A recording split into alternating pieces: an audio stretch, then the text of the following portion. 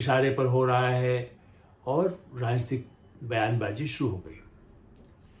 लेकिन इसलिए हम उनको याद दिलाना चाहेंगे, प्रधानमंत्री नरेंद्र मोदी पहले नहीं कल लोकसभा में सोमवार को ही पूरी राष्ट्रपति अभिभाषण पर बहस का उत्तर देते हुए उन्होंने कह दिया, और इसीलिए हम उस जांच पड़ताल की बात कर रहे हैं जिसपे किसी को नहीं छोड़ा जा रहा है। और ईडी नहीं, अन्य किसी मामलों में भी गड़बड़ी, ताजा उदाहरण जो उनके भी अपने जो लोगों का आरोप प्रतिपक्ष लगाता है।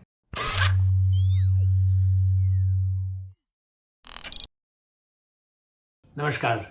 मैं हूं आलोक मेहता, एडिटर्स आई में आपका स्वागत है। एक बार फिर एनफोर्समेंट डायरेक्टरेट के छापे आम आदमी पार्टी के सांसद, राज्यसभा के सांसद, ऐसा नहीं उच्च सदन के सांसद एनके गुप्ता, उनके निवास, दफ्तर और ठिकानों के साथ साथ श्रीमान अरविंद केजरीवाल, मुख्यमंत्री दिल्ली सरकार, उनके निजी सचिव और ऐसे 10 लोगों के ठिकानों पर, घर पर, उनके जो अपने, जिसको दुकान कहिए या उनके ऑफिसेस कहिए, जो व्यापार के धंधों में हों, अधिकारी हों, ऐसे 10-12 लोगों के ठिकानों पर छापेमारी हुई। फिर से व्याकुल हो गई आम आदमी पार्टी। आतिशी उनकी मंत्री हैं, उन्होंने बयान दे दिया कि देखिए सब पूर्वाग्रह है, गड़बड़ है, सब इशारे पर हो रहा है, और राजनीतिक बयानबाजी शुरू हो गई। लेकिन इसलिए हम उनको याद दिलाना चाहेंगे, प्रधानमंत्री नरेंद्र मोदी पहले नहीं कल लोकसभा में सोमवार को ही पूरी राष्ट्रपति अभिभाषण पर बहस का उत्तर देते हुए उन्होंने कह दिया, जांच एजेंसियां अपना काम करती रहेंगी, जो भ्रष्टाचारी है उनको नहीं छोड़ा जाएगा, और जो गड़बड़ नहीं है तो अदालत उनको छोड़ती है। ईडी या हम या कोई पार्टी या सरकार उनको जेल नहीं भेजती, ये अदालत ही तय करती है अंततोगत्वा कि वो सजा के लायक है या नहीं। और प्रधानमंत्री नरेंद्र मोदी ने एक तरह से चुनाव का बिगुल भी बजा दिया। उसकी चर्चा हम और ईडी की करेंगे कि उन्होंने जो कहा कि हम किसी को छोड़ते नहीं हैं, लेकिन उससे पहले यह भी स्पष्ट है कि जिनका जो 2 घंटे भाषण दिया है प्रधानमंत्री ने, राष्ट्रपति के भाषण में उपलब्धियों की चर्चा, धन्यवाद की चर्चा, अब आगे भारतीय जनता पार्टी 370 और एनडीए 400 के पार, मतलब 400 के पार तो उनकी पार्टी के लोग नारे लगा ही रहे थे, सदन में भी लगाया। मल्लिकार्जुन खड़गे भी जबकि कह रहे थे कि अब तो 400 के पार, तो उस पर तो सब खुश हो गए थे। वही उन्होंने याद भी दिलाया कि अब तो खड़गे भी मानते हैं कि 400 के पार, लेकिन हाँ, भारतीय जनता पार्टी अपने बल पर 370 लाने का तय कर चुकी है और लाएगी, इतना आत्मविश्वास। तो इस आत्मविश्वास, परिवारवाद, कांग्रेस पार्टी पर सीधा इसलिए हमला कि कांग्रेस पार्टी एक राष्ट्रीय पार्टी वर्षों, मतलब जिसको कह सकते हैं कि दशकों से, शताब्दी से जो पार्टी रही है, उस पार्टी का धीरे धीरे जमीन खिसकती जा रही। और तो कह भी दिया कि कई विरोधी जो प्रतिपक्ष के लोग हैं, अब लगता है कि वो विजिटर्स गैलरी में अगली बार चुनाव के बाद बैठेंगे। यहाँ तक एक तीखी टिप्पणी उन्होंने अन्य दलों पर ज्यादा निशाना, प्रतिपक्ष पर बनाया, लेकिन पूरा निशाना कांग्रेस पर और भ्रष्टाचार पर, उनकी गड़बड़ियों पर और जनता से उनके कटे होने का। राहुल गांधी पर भी अटैक किया ही निश्चित रूप से, और इसलिए खास करके किया कि वो ऐसे लोगों को जो जेल जा चुके हैं भ्रष्टाचार के आरोप में, ऐसा नहीं कि मामले उन पर कार्रवाई हुई हो, उन पर तो सीधे सीधे कार्रवाई नहीं हुई, बल्कि सीधे सीधे उनको जेल भी वो रह चुके अदालत के फैसलों के बाद, सालों तक उनकी अयोग्यता भी हो गए। इशारा बिहार के नेता या और भी नेता हैं उनकी तरफ रहा, या आज भी जो आम आदमी पार्टी के नेता जेल में है तो वो कहते हैं कि भाई वो जेल में अपने भ्रष्टाचार उनको आप कंधे पर उठा के घूम रहे हैं। रही बात अब इस बात की कि निष्पक्षता क्या, प्रतिपक्ष के नेताओं पर ही, जो आम आदमी पार्टी या राहुल गांधी, खड़गे, जो पार्टी के अध्यक्ष हैं मल्लिकार्जुन खड़गे, बार बार ये कहते हैं कि साहब ये खाली विरोधी दल सबको कर रहे हैं, सबको परेशान कर रहे हैं। तेजस्वी यादव से पूछा जा रहा है कि जो है सोरेन से पूछा जा रहा है, हेमंत सोरेन को निशाना बनाया जा रहा है।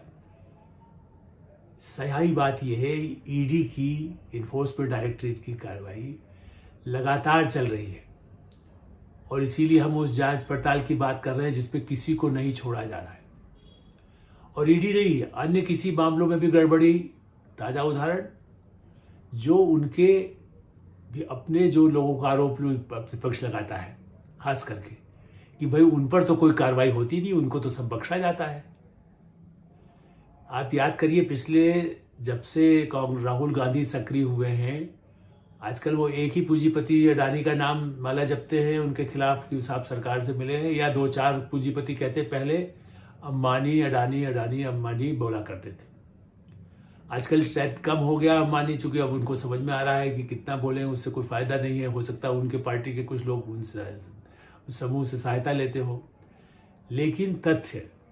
ईडी की ही रिपोर्ट से मीडिया में एक ताज़ा रिपोर्ट आई है, सोमवार को ही आई है, इसलिए आपका ध्यान दिला रहा हूँ। ईडी ने भी जो जांच पड़ताल कर रही है उसमें जिन समूहों से पूछताछ भी की गई, हम ये नहीं कह रहे कि उन सबको कोई जेल में, लेकिन हाँ, जिनके ऊपर आर्थिक अनियमितताओं के या मनी लॉन्ड्रिंग के या पैसा विदेश की किसी कंपनी में विदेश में पैसा रखने के जो आरोप सामने आए, दस्तावेजों की छानबीन ईडी या सीबीआई जो करती रही है, अब भी उसमें स्पष्ट हुआ है ताज़ी रिपोर्ट में कि अनिल अंबानी, दूसरा ग्रुप है रिलायंस का, एक मुकेश अंबानी की बात नहीं कर रहे हम, अनिल अंबानी की कर रहे हैं, जिन पर 2G वाले मामले में भी चिदम्बरम के समय में भी आया, दूसरे कुछ और मामलों में भी आया। तो उनके कंपनी को लेकर के, उनकी कुछ कंपनियों को लेकर के जो जांच पड़ताल थी उसमें बाकायदा पूछताछ ही नहीं हुई, पूरा जैसे कहते हैं स्टेटमेंट ही नहीं लिए गए, बल्कि आगे भी और क्या आगे जांच हो सकती है उसको रिकॉर्ड किया गया है। तो अंबानी पर तो राहुल गांधी रोज ही कहते थे अंबानी अडानी अंबानी अडानी। अडानी का मामला जो अदालत ने किया वो भी साफ है, अडानी को सुप्रीम कोर्ट तक दे दिया कि भाई ठीक है, सेबी जो करेगी वही अथॉरिटी है, अथॉरिटी जब भारत में जहाँ जहाँ जो भी है अदालत यदि कहती है तो उसको माना जाता है। बहरहाल, लेकिन उसमें और भी कई ऐसे नाम हैं जो बड़े नामी वकील हैं, जिनको नज़दीक माना जाता है, तो उनकी भी जांच पड़ताल की गई, ईडी ने जांच की है। और जो एजेंसियां हैं विदेशों से जो पता लगा सकती हैं, सीबीआई के पास भी उसके अधिकार हों, ऐसे जो भारत सरकार की जो एजेंसियां हैं, तो उसमें ऐसे भी है, अभी कई ऐसे सिंघानिया ग्रुप, उनका नाम भी है, कुछ ऐसे बड़े लोग जिनके नाम लोग लेते हैं, या अगस्त वेस्टलैंड जो घोटाला है जिसकी अभी भी जांच, जिसके कुछ तार तो अभी ब्रिटेन में जिनको वापस लाने की कोशिश, जिसकी हम चर्चा पहले भी कर चुके हैं, जिसके तार रॉबर्ट वड्रा या राहुल गांधी परिवार से जुड़े होने के सामने आ रहे हैं, जो कुछ ऐसे गवाह मिले हैं। ऐसी स्थिति में बकुलनाथ, कमलनाथ के पुत्र, अब ये है कि वो एनआरआई हो चुके हैं, वो देश के बाहर है तो उसमें कितना, लेकिन हाँ उनकी कंपनियों को लेकर के और अगस्त वेस्टलैंड से उसका क्या रिश्ता है, इसकी जांच भी आगे तक गई है। तो आप देखिए उसमें कोई पक्षपात कैसे होगा। मैंने बताया ऐसे जो लोग लॉबिस्ट जिनको कहा जाता है, नीरा राडिया, उनको तो माना जाता था कि वो तो बड़ा ही सरकारों के, हर सरकार के साथ रही है, लेकिन उनके लिए भी जो जांच हुई ये ठीक है। मैंने कहा किसी को सजा भी हो, अदालत में मामला जाए, अल्टीमेटली तो जाते हैं, लेकिन वो जांच की प्रक्रिया हुई, पूछताछ भी हुई और सबूत भी जुटाए गए, और आगे उसमें कोई कमी है तो उसके भी जांच जारी है। हम इसलिए बताना चाहते हैं कि उन पर क्या गया। और ताज़ा मामला, बाबा रामदेव को तो खुद प्रधानमंत्री वैसे एक बार उनके यहाँ जा चुके हैं द्वार भी, लेकिन प्रधानमंत्री कार्यालय के पास जब सूचना आई, और निश्चित रूप से प्रधानमंत्री नरेंद्र मोदी को बताए बिना तो हो नहीं सकता था कि भाई किसी ने, और वो भी एक्टिविस्ट, कोई ऐसा नहीं कि कोई बहुत बड़ा किसी नेता ने किया हो या विरोधी ने किया हो या भाजपा के साथ किया हो,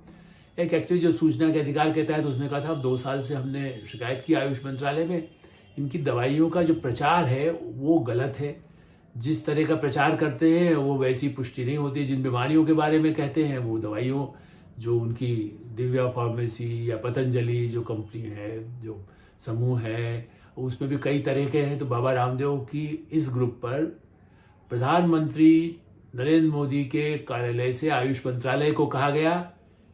इसकी पूरी जांच की जाए। आयुष मंत्रालय ने सफाई दी, ये मामला 2022-23 चल रहा है, और प्रधानमंत्री कार्यालय ने कहा कि भाई क्यों नहीं हो रहा है। तो उत्तराखंड, जहाँ बाबा रामदेव का तो पूरा साम्राज्य पूरे देश में कई जगह है, विदेशों तक वो पहुँच गए हैं, लेकिन बाबा रामदेव के पतंजलि पर भी निशाना बनाने में प्रधानमंत्री कार्यालय या भारत सरकार पीछे नहीं है। फिर आप क्यों कहेंगे केजरीवाल पर क्यों कर रहे हैं? केजरीवाल तो बाबा रामदेव के साथ ही मंच पर बैठे होकर के काम कर रहे थे। वो तो बड़े ही उनके साथ बड़े घनिष्ठ, आप उनके फोटो देखिए पुराने सब। अन्ना हजारे आंदोलन में तो केजरीवाल ने उन्हीं के नाम का इस्तेमाल किया था। तो भाई उन पर हो रहा है तो बाबा रामदेव के यहाँ भी पूछताछ तो शुरू हुई है, कुछ और भी होगा, उनकी जांच पड़ताल, उनकी दवाइयों में क्या गलत प्रचार है वो पुष्टि होगी, नहीं होगी अदालत में फैसला होगा। और यदि उनका कहीं कंपनी उनके नाम नहीं दूसरे लोगों के नाम है तो उसमें वो केवल प्रचार कर रहे हैं तो उस पर भी कानून के फंदे में कितना आते हैं, इस पर कोई रियायत नहीं है। शायद यही तो कारण है कि केंद्रीय मंत्रिमंडल में पिछले 10 वर्षों में लगभग अब पूरे होने वाले हैं, ऐसी स्थिति में किसी मंत्री पर भ्रष्टाचार के आरोप कांग्रेस पार्टी, राहुल गांधी और ये सब जो लगाते रहे, कुछ भी कहते, लेकिन किसी पर आरोप कोई बता पाया? किसी मंत्री पर, उनकी पार्टी के किसी बड़े नेता पर? सामान्यतः आप कहते रहिए कि साहब खाली बीजेपी वालों पर नहीं कर रहे हैं, या महाराष्ट्र में जो नेता आए उनकी भी जांच हुई या जांच होती रहेगी। ऐसा तो नहीं है अजित पवार की जांच की पूरी फाइलें बंद कर दी हो तो वो भी प्रमाण दिखाया जाए, अदालत जा सकते हैं। राहुल गांधी पर बड़े वकील कपिल सिब्बल, अभिषेक सिंघवी तो उनके सबसे महान वकीलों में से बने जाते हैं, बड़ा उनके पास मोटी मोटी फीस है, उनकी पार्टी के लिए काम भी करते हैं, पार्टी के नेता भी हैं, और भी है, सलमान खुर्शीद हैं। और इसलिए जब चर्चा आती है अगस्ता वेस्टलैंड की तो ये भी कहिए कि उसमें क्या कहीं सलमान खुर्शीद का नाम भी नहीं था, क्योंकि उनका भी जो कोई गवाह मिला है जिसको कह सकते हैं कि उस मामले से फंसा हुआ राजीव सक्सेना, उसने तो अपने बयानों में, मतलब जब जांच पड़ताल में इन सब के नाम लिए हैं कि कांग्रेस के बड़े नेता का भी कहीं ना कहीं उसमें उसका हिस्सा जाता था। वो उसके प्रमाण अभी जुटाए जा रहे होंगे, और इसीलिए संजय भंडारी या ऐसे और लोगों को बुलाने की कोशिश में उनको कैसे कानूनी तरीके से लाया जा सके। वो भाग करके देश से बाहर है तो ब्रिटेन में बैठे हैं, तो उसकी कार्रवाई लगभग पूरी हो रही है। लेकिन इससे भी बड़ी महत्वपूर्ण है कि कांग्रेस के जो नेता हैं, जो बड़े बड़े वकील भी हैं, आप उनसे कहते कि साहब इस व्यक्ति पर भ्रष्टाचार है तो अदालत उनको तुरंत कर देती। जो चंडीगढ़ के उस मामले में, नगर निगम मामले में हुआ, तो ऐसा नहीं है। मेयर के चुनाव के लिए यदि सुप्रीम कोर्ट आप जा सकते हैं, तो यदि किसी मंत्री पर या भाजपा के किसी नेता पर भ्रष्टाचार के गंभीर आरोप थे तो अदालत की शरण ले सकता था कोई भी, और उसकी जांच और जल्दी कार्रवाई करा सकता था। लेकिन चूंकि मोदी ने बार बार कहा है कि मोदी है तो वो बर्दाश्त नहीं करेगा, चाहे अपना हो चाहे पराया हो। अब इसको आप कह सकते हैं कि हम उनकी तारीफ कर रहे हैं, लेकिन इसकी तारीफ इसलिए कि देश नहीं, अंतर्राष्ट्रीय एजेंसियां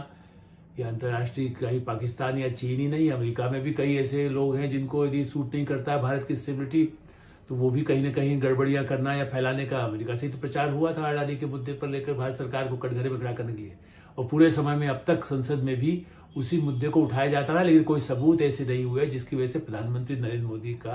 कहीं नाम आ सके। राफेल को लेकर के इतना हल्ला मचाया गया,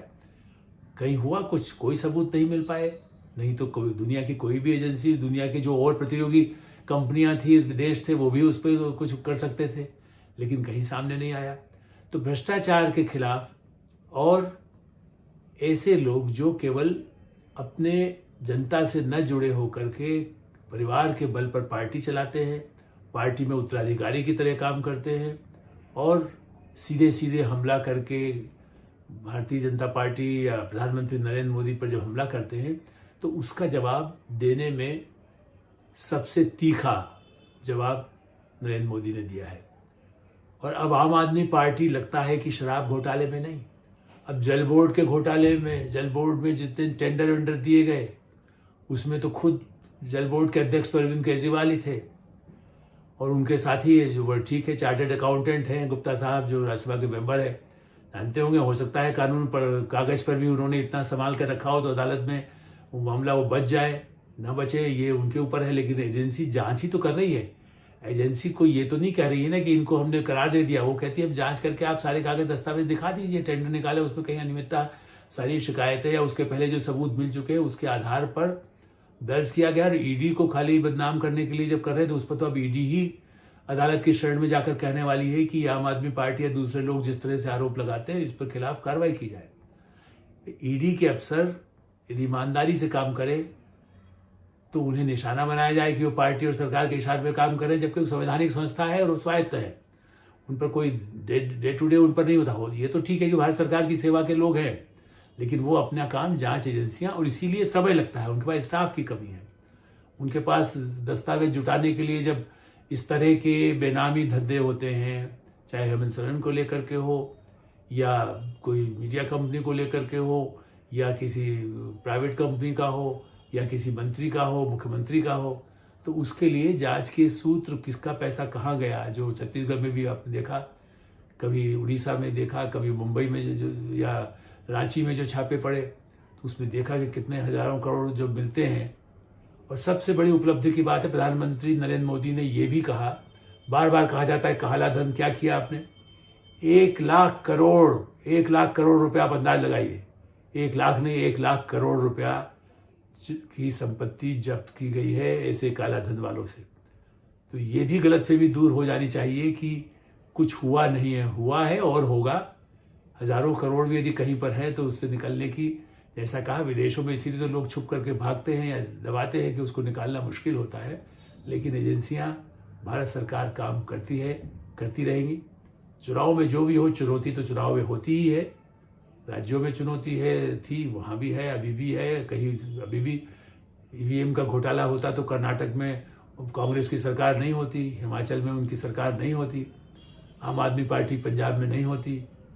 हेमंत सोरेन की सरकार नहीं होती। आफ्टर ऑल वो भी तो ईवीएम से जीते हैं। तो फैसला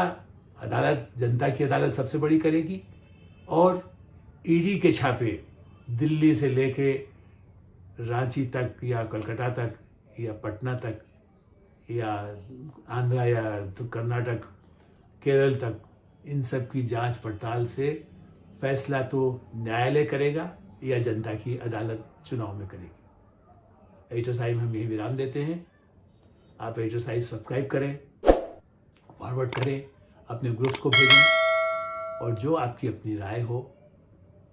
अपनी राय से भी हमें अवगत कराएं। अच्छी हो, बुरी हो, आपको कष्ट में लगती हो, लेकिन हमारा कोई पूर्वाग्रह नहीं है। हमेशा आपके विचारों का स्वागत रहेगा। धन्यवाद, नमस्कार।